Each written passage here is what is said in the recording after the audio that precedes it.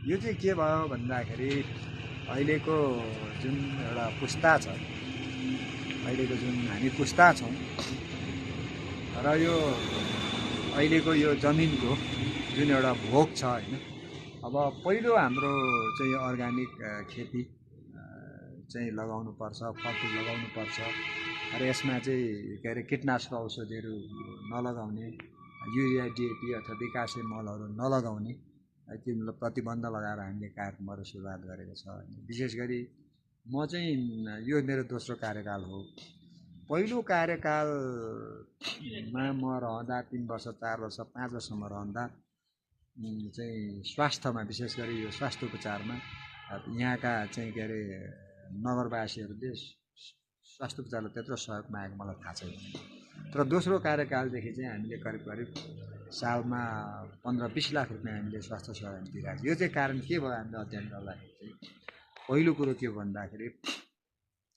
कृषकहरूले चाहिँ यो युरियाहरू प्रयोग गर्ने, कीटनाशक औषधिहरू प्रयोग गर्ने र बिरामीले यहाँ क्यान्सर भएका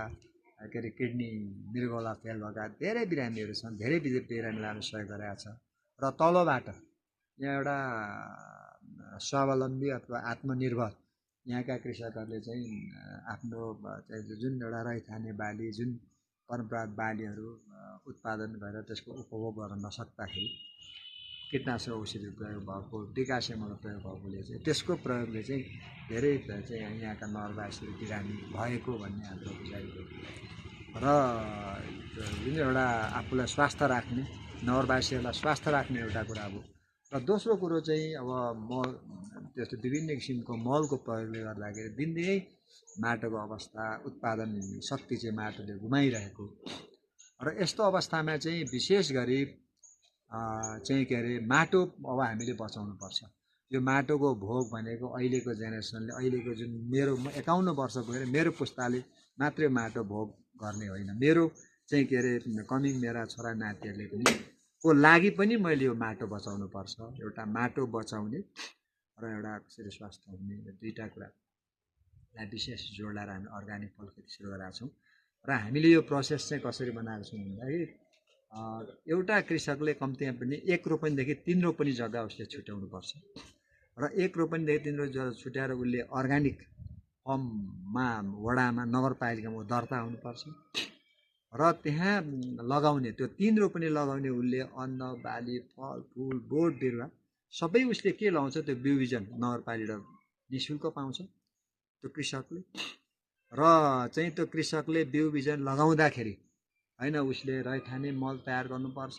के अरे गाईबस्तुका गोठका पिसाब, गोबरले बनेका, पत्करले बनेका मलहरू बनाउनुपर्छ, रैथाने मल बनाउनुपर्छ। र यदि त्यस्तो उनीहरूको अवस्था छैन भने नगरपालिकाले यो ड्रम वितरण गरेर जीवावल नगरपालिकाको चाहिँ अनुगमनले जैविक मल बनाएर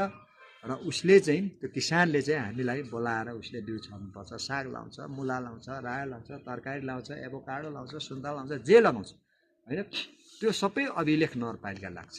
कम्प्युटरको एउटा फोल्डरमा हामी अर्काइभ गरेर राख्छौँ र त्यहाँ नगरपालिकाको प्राविधिकहरू, नगरपालिका वडाध्यक्षहरू, उपप्रमुखहरू, मेयर लगायतले त्यसलाई कन्टिन्यू अनुगमन गरिरहेको छ। र भोलि त्यसलाई चाहिँ गरेर बेच्न लान पर्दाखेरि चाहिँ भोलि त्यसमा अब त्यो उत्पादनको क्रममा विभिन्न समस्या हुन्छ, किरा पर्छ होइन, त्यो चाहिँ अब हामीले फौजी किरा नै मार्यौँ यो साल होइन, जैविक मल बनाएर जैविक औषधि बनाएर फौजी किरा नै मार्यौँ, त्यस्तो समस्या परेको प्राविधिकहरू जान्छन्, अनुगमन गर्छन् र उत्पादन भएसम्मको घरमै पुगेर नगरपालिकाले आफ्नो कृषि एम्बुलेन्सहरूमा, कृषि एम्बुलेन्स देख्नु होला होइन, अब एउटा हामी छ, अब अर्को एउटा ल्याउँदैछौँ र कृषि एम्बुलेन्सहरू मार्फत चाहिँ नगरका कृषकहरूले उनीहरूको इच्छाको कुरा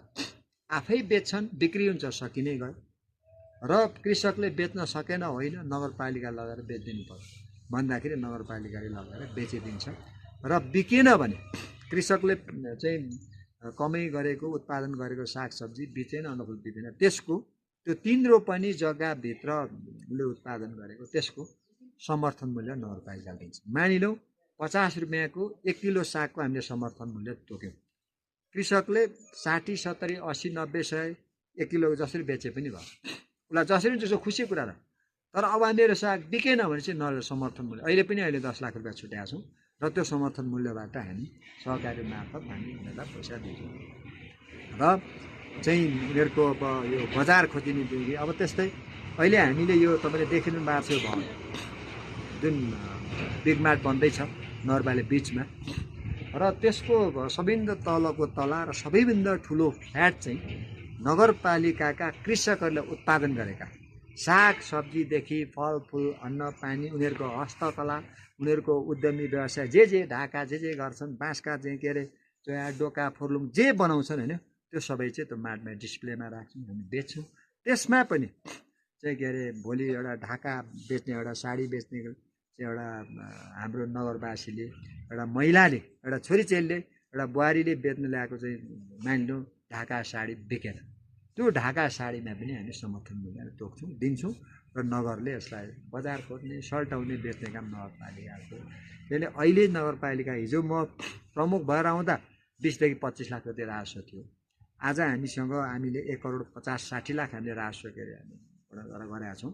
र यो कुरा चाहिँ हामी र त्यो पैसा चाहिँ विशुद्ध हामी कृषि र शिक्षामा लगानी गर्छौँ अबको 2 वर्ष 3 वर्षमा लालीगुराँस नगरपालिकामा चाहिँ अर्ग्यानिक खेती हुन्छ अर्ग्यानिक सागसब्जी उत्पादन हुन्छन् भनेर चाहिँ के अरे बाहिरीबाट तरकारी सब्जी व्यापार गर्ने जो आउँछन् उनीहरूले चाहिँ यहाँबाट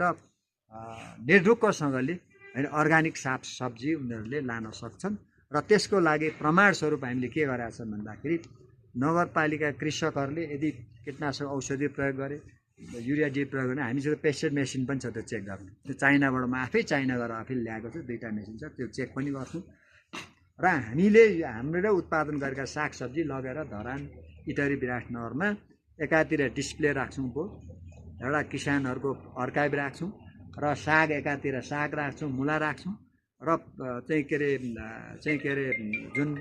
सागसब्जी चाहिँ खाने जुन के अरे जुन सेवा होइन सागसब्जी खाने जुन सागसब्जी किन्ने महानुभावहरूलाई हामी चाहिँ यो